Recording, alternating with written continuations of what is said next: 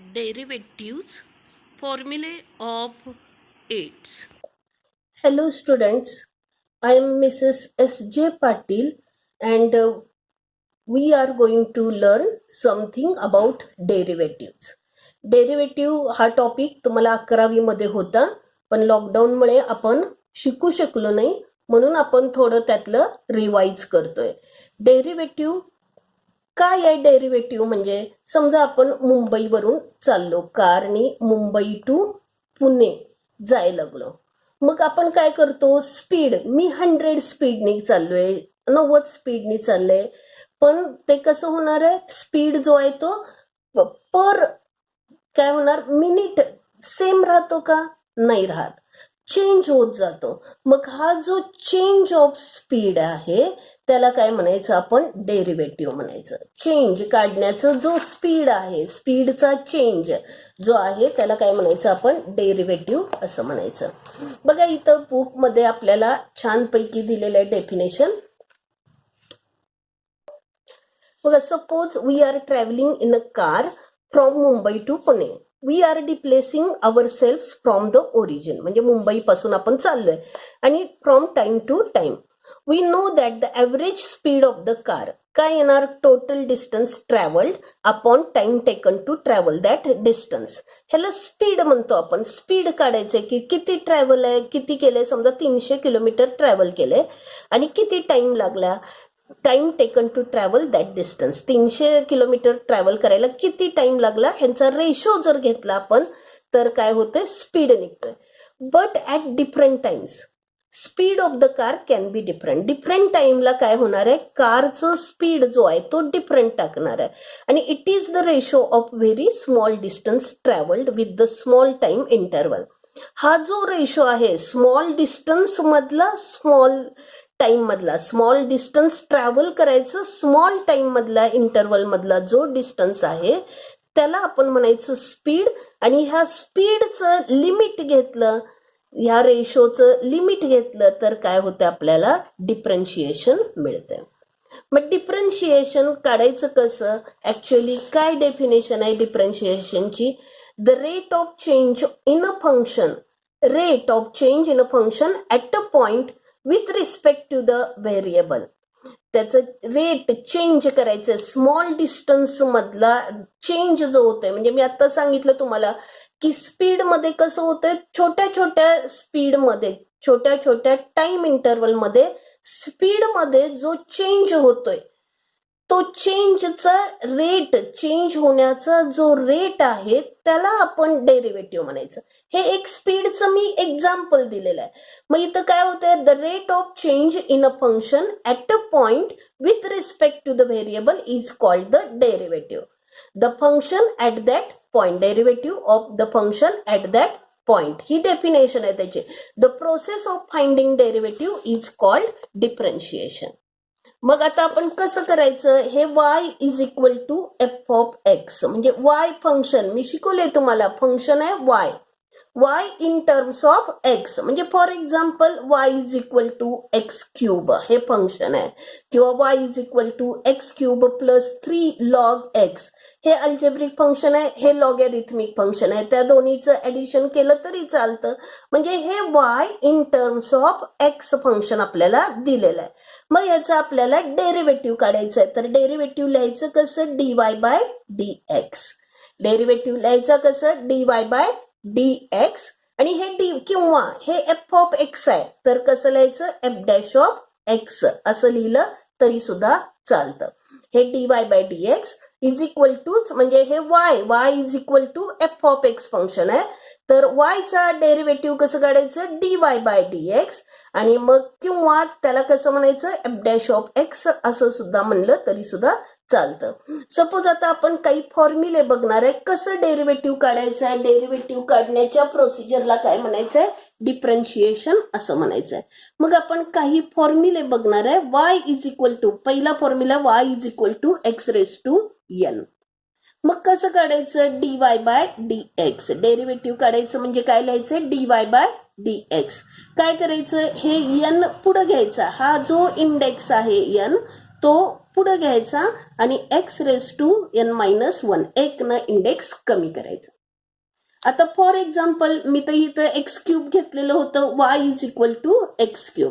Then dy/dx is equal to काय करायचं, हे 3 इंडेक्स आहे. इंडेक्स किती, what is a index, 3. So take it in front x आणि एक न इंडेक्स कमी करायचं and reduce the index by 1. That is a 3x square. dy/dx काय आलं, 3x square. ह्या फॉर्म्युल्यानुसार आपण करतोय y is equal to x⁻n, then dy/dx is equal to n into x⁻n-1. आपण आणखीन काही एक्झाम्पल बघूया. y is equal to x हे फंक्शन आहे. आता इथं किती इंडेक्स आहे, 1. मग dy/dx इज इक्वल टू हे 1 आपण पुढे घ्यायचा x आणि 1-1 that is a 1 x⁻0. x⁻0 ची व्हॅल्यू किती, 1 म्हणजे 1. लक्षात ठेवायचं y is equal to x असेल तर dy/dx is equal to 1.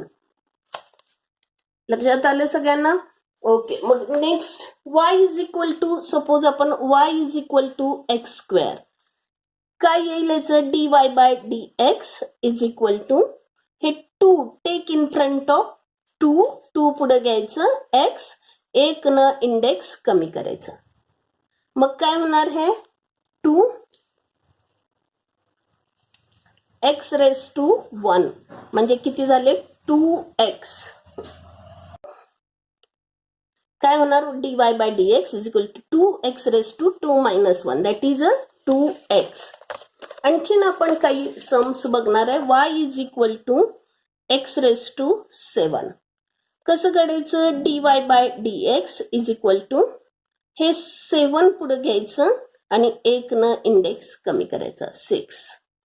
7 x⁻6. मग आणखीन असेच काही फॉर्म्युले आहेत, आपण ते फॉर्म्युले बघणार आहे. तुमच्यासाठी सम्स काही देते. y is equal to x⁸, y is equal to x⁹. ह्याचे डेरिव्हेटिव्ह तुम्ही काढायचं. That is a exercise homework for you. आता आणखीन आपण बघणार आहोत काही फॉर्म्युले आहेत, ते सगळे फॉर्म्युले पाठ करायचे. फॉर्म्युले तुम्हाला आले पाहिजेत सगळे फॉर्म्युले.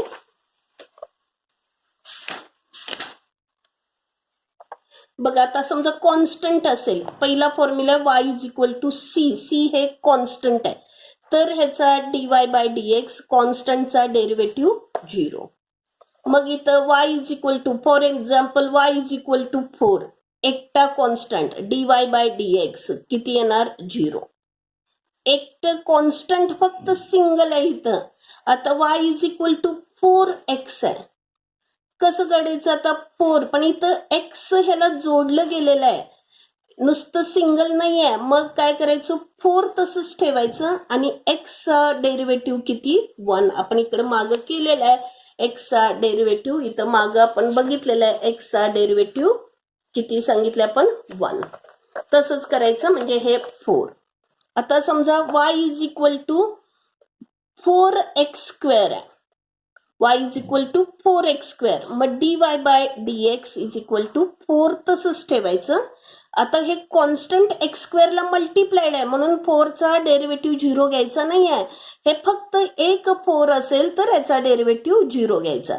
कॉन्स्टंट असेल तर, एकटा असेल तर डेरिव्हेटिव्ह 0. पण आता इथं काय आहे, 4x² आहे. मग 4x² dy/dx 4 तसंच ठेवायचं. आता हे 2 पुढे घ्यायचं आणि एक न इंडेक्स कमी करायचं. म्हणजे किती झालं, 4 × 8x होणार. लक्षात आलं. समजा y is equal to 8x³ आहे. 8x³ आहे. 8 कॉन्स्टंट आहे. मग dy/dx इज इक्वल टू 8 कॉन्स्टंटला तसंच ठेवायचं. 8 कॉन्स्टंट तसंच ठेवायचं आणि ह्या x³ चा फक्त डेरिव्हेटिव्ह काढायचा. 3 पुढे घ्यायचं, x चा इंडेक्स 1 न कमी करायचा. मग किती झाले, 8 × 3 24x² झालं. मग y इज इक्वल टू 9 काय येणार, dy/dx इज इक्वल टू, एकटं 9 कॉन्स्टंट आहे, इथं x नाही आहे म्हणून याचा डेरिव्हेटिव्ह 0. हा झाला पहिला फॉर्म्युला. कॉन्स्टंट असेल तर त्याचा डेरिव्हेटिव्ह किती 0. मग दुसरा फॉर्म्युला आपण बघूया y is equal to x raise to n. मी आत्ताच एक्सप्लेन केले dy by dx is equal to n into x raise to n minus 1 into x raise to n minus. Third formula बघूया आपण y is equal to 1 upon x raise to n. 1 upon x raise to n आहे. आता हे काय करायचं, पहिल्यांदा ह्याला modify करायचं. y is equal to x raise to minus n. हे खाली डिनॉमिनेटरला न्यूमरेटरला घ्यायचं. डिनॉमिनेटरचं न्यूमरेटरला घ्यायचं. X raise to minus n होणार. मग आपण dy by dx is equal to किती इंडेक्स आहे मायनस n, ते पुढे घ्यायचं. x आणि मायनस n एक न इंडेक्स. मग किती झाले हे minus n. X raise to minus common काढला तर n प्लस 1. मग हे मायनस घालवायचं आहे म्हणजे minus n upon x raise to n plus 1. म्हणजे जर समजा फॉर्म्युला काय आहे, y is equal to 1 upon x raise to n, then dy by dx is equal to minus n upon x raise to n plus 1. हे सगळे फॉर्म्युले आज मी शिकवलेले पाठ करायचे. Root x, y is equal to root x. मग root x म्हणजे किती, x raise to 1/2. Route x म्हणजे एक्स रेस टू 1/2. हे रूट काढायचं असेल तर काय लिहायचं, 1/2 लिहायचं. मग dy by dx is equal to 1/2 आपण पुढे आणायचं आणि एक्सचा इंडेक्स 1 न कमी करायचं म्हणजे मायनस 1 करायचं. मग 1/2 एक्स रेस टू मायनस 1/2. मग आता इथं किती झाले हे 1/2 आणि x 1 upon x raise to 1/2. हे मायनस मला काढायचं आहे म्हणून 1/2 म्हणजे किती झाले 1 अपॉन 2 रूट एक्स. म्हणजे काय फॉर्म्युला आहे, y is equal to root x, then dy by dx is equal to 1 upon 2 root x. हा पण फॉर्म्युला लक्षात ठेवायचा आहे. आपल्याला पाठ करायचे ते फॉर्म्युले. नेक्स्ट आपण बघणार आहे y is equal to fifth formula. y is equal to, हे थोडे ट्रिग्नॉमेट्रीचे आहेत. y is equal to sine x, then dy by dx is equal to cos x. y is equal to sixth formula. y is equal to cos x, then dy by dx is equal to minus sine x. Seventh one, y is equal to tan x, then dy by dx is equal to sec square x. dy by dx is equal to sec square x. Eighth formula आपण बघूया. y is equal to cot x, then dy by dx is equal to minus cosec square x. Minus cosec square x. Ninth formula, y is equal to sec x, then dy by dx is equal to sec x tan x. Sec x tan x. 10th formula, y is equal to cosec x, then dy by dx is equal to minus cosec x cot x. Minus cosec x cot x. तसंच आणखीन आपण बघणार आहे 11th formula, y is equal to log x. log x चा formula आहे dy by dx. काय येणार त्याचा derivative 1 upon x. 12th formula बघूया. y is equal to e raise to x, dy by dx is equal to e raise to x. आणि 13 last formula, y is equal to a raise to x, dy by dx is equal to a raise to x log a. a raise to x log a. हे सगळे फॉर्म्युले पाठ करायचे. आता जे मी सांगितले ते सगळे पाठ करायचे. मी त्याचं पिक्चर 11वीच अजून मी घेते, कारण डेरिव्हेटिव्ह 12वीच चालू करण्यापूर्वी आपल्याला 11वी घ्यायला पाहिजे. बघा आता आपण इथं y is equal to, first बघूया आपण example. y is equal to x raise to 4/3 plus e raise to x minus sine x. आता हे एक्स रेस टू हे प्लस मायनस तसंच ठेवायचं. एक एक फंक्शन आहेत, हे फंक्शनची 3 फंक्शन आहेत, त्यांची ऍडिशन आहे. आता हे काय करायचं, dy बाय dx काढायचं आपल्याला डेरिव्हेटिव्ह. ह्यातलं हे 4/3 जे आहे ते पुढे घ्यायचं. एक्स साठी हा फॉर्म्युला एक्स 4/3 मायनस 1 करायचं, प्लस e रेस टू एक्सचा डेरिव्हेटिव्ह e रेस टू एक्सच. मायनस साइन एक्सचा डेरिव्हेटिव्ह कॉस एक्स. आता मी सांगितलं तुम्हाला बघा, ई रेस टू एक्सचा derivative e raise to x, sine एक्सचा डेरिव्हेटिव्ह कॉस एक्स, साइन एक्सचा डेरिव्हेटिव्ह कॉस एक्स. मग आता इथं तेवढं आपल्याला हे करायचं आहे 4/3 एक्स रेस टू, हे 3 न याला मल्टिप्लाय करायचं म्हणजे 1/3 plus e raise to x minus plus 4/3 x raise to 1/3 plus e raise to x minus cos x. आता आपण पुढचं बघूया सम. सेकंड वन एक्सरसाइज 9.2 घेतोय आपण. y is equal to root x plus tan x minus x cube. dy by dx is equal to root एक्सचा काय derivative आहे बघा, रूट एक्स असेल तर त्याचा डेरिव्हेटिव्ह 1/2 रूट एक्स. मग इथं तेच लिहायचं, रूट एक्सचा डेरिव्हेटिव्ह 1/2 रूट एक्स. टॅन एक्सचा डेरिव्हेटिव्ह मी आत्ताच सांगितलं फॉर्म्युला, टॅन एक्सचा डेरिव्हेटिव्ह सेक स्क्वेअर एक्स, म्हणून इथं सेक स्क्वेअर एक्स लिहिले. आता हे एक्स क्यूब आलं की कसं करायचं, 3 पुढे घ्यायचं आणि 1 न इंडेक्स कमी करायचं. हे 3 पुढे घ्यायचा, हा जो ओरिजिनल इंडेक्स आहे तो पुढे घ्यायचा आणि 1 न इंडेक्स कमी करायचं. बघूया आणखीन थर्ड सम आपण बघूया. y is equal to log x minus cosec x. y is equal to, third sum आपण बघूया, y is equal to log x minus cosec x plus 5 raise to x minus 3/x raise to 3/2. आता आपण इथं dy by dx is equal to log एक्सचा derivative किती सांगितला मी आता, log एक्सचा डेरिव्हेटिव्ह 1/x. मग हे लॉग एक्सचा डेरिव्हेटिव्ह 1/x मायनस कोसेक एक्सचा डेरिव्हेटिव्ह किती सांगितला मी, minus cosec x cot x. मग इथं कोसेक एक्सचा derivative minus cosec x cot x plus 5 raise to एक्सचा डेरिव्हेटिव्ह करायचा आहे. आता ए रेस टू एक्सचा डेरिव्हेटिव्ह काय आहे, a raise to x into log a, पण ए ची व्हॅल्यू इथं किती आहे 5, म्हणून आपण इथं किती घ्यायचं 5 raise to x into log 5, a ची व्हॅल्यू 5 मायनस 3. आता हे काय करायचं, एक्स रेस टू, आता ही जी टर्म आहे ती वर घ्यायची, मायनस 3/2 असं कन्सिडर करायचं. मग 3 तसंच ठेवलं. आता इंडेक्स किती आहे मायनस 3/2 आणि x raise to minus 3/2 minus 1.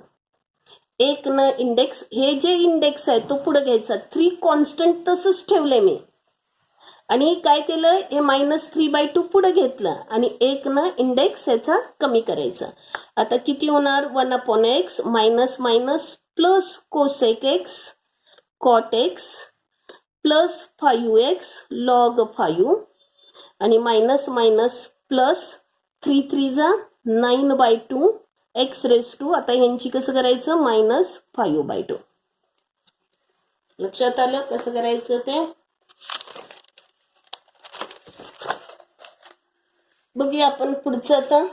3 plus 5x raise to 4/5 minus 5/x raise to 2/5.